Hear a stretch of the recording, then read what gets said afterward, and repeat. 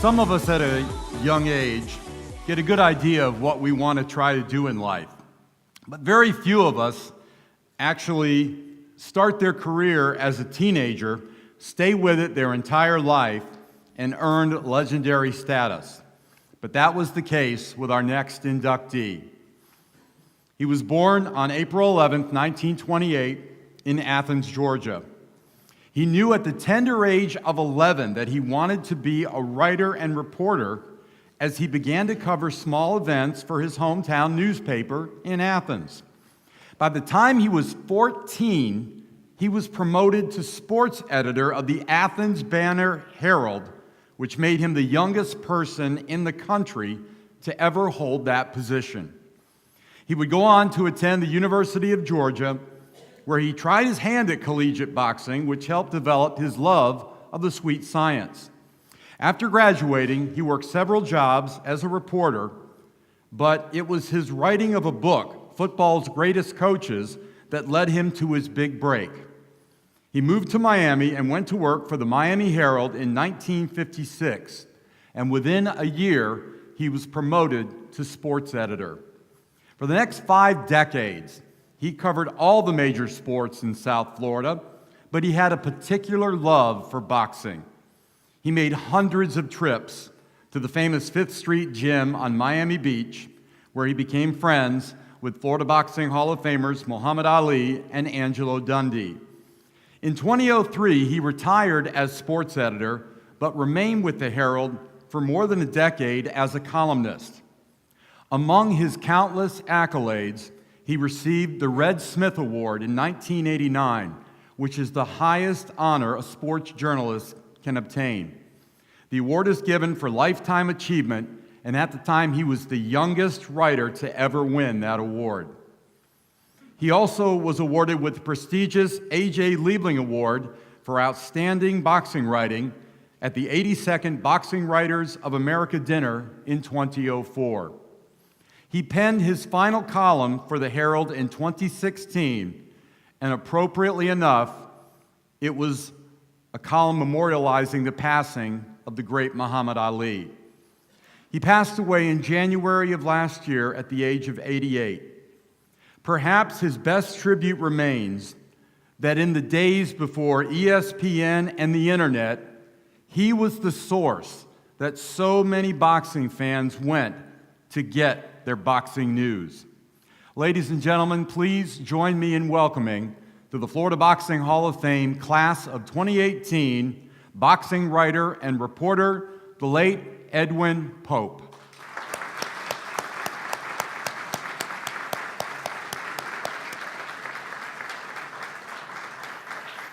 Accepting on behalf of his father, please welcome Edwin Pope's son, David Pope.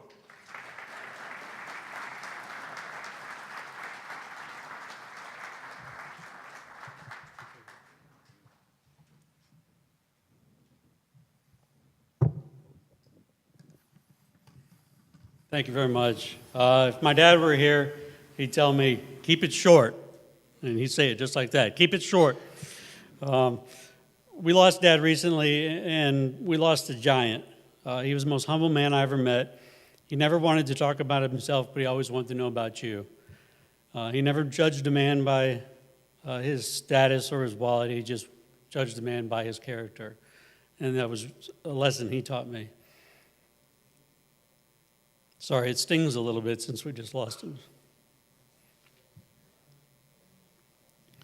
We have framed at home on a Kick cereal box. You're talking about him being the youngest sports writer and editor. And it shows him on the back of this Kick cereal box at 13 years old with a little reporter's hat. And it's pretty amazing to me that his accomplishments. He had hundreds of funny stories, like getting stuck to a porta potty at the Winter Olympics, or on his knees showering overseas, not realizing that it was actually an expandable shower head. And he got back and told the other reporters, he said, "What's wrong with these showers? They're built for people about this height." And I said, "Edwin, you pull that out." But he had hundreds of those. I kind of wish he had written a book just about on the adventures he had like that. First, I'd like my mother to stand up. She's here. For every successful man, there's an amazing woman behind them, lifting them up.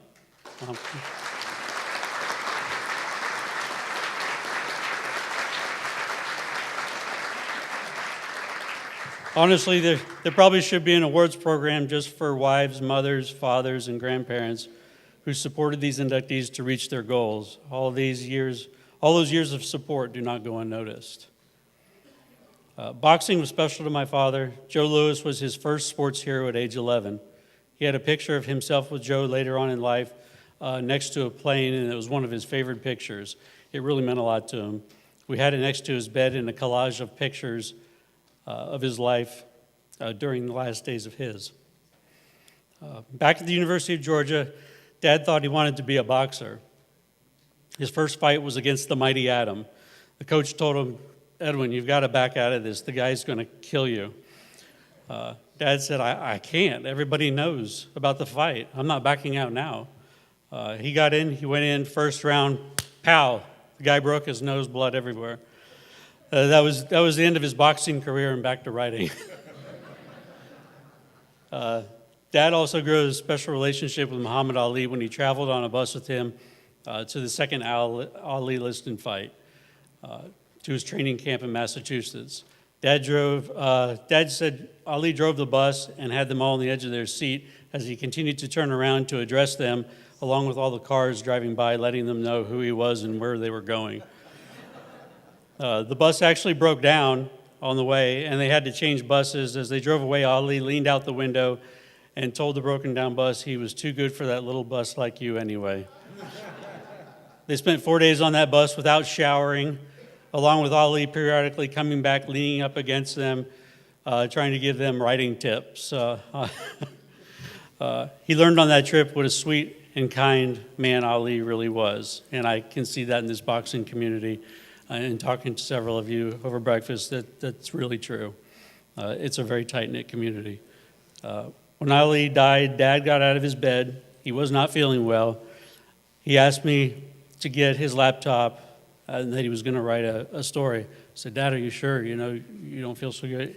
He said, "No." He felt a real responsibility to Ali to write that for him, and it was really beautiful. That was his last column. And they published that in the Miami Herald. Thank you for honoring my father. He was a special guy. He was a real class act. He would want to thank the Miami Herald for giving him this venue to live out his dreams and to thank his family and his children. This is something really special you guys have created here, not only for these well-deserved inductees, but boxing, sports as a whole, and the state of Florida. I think this is amazing what you're doing, and thank you very much.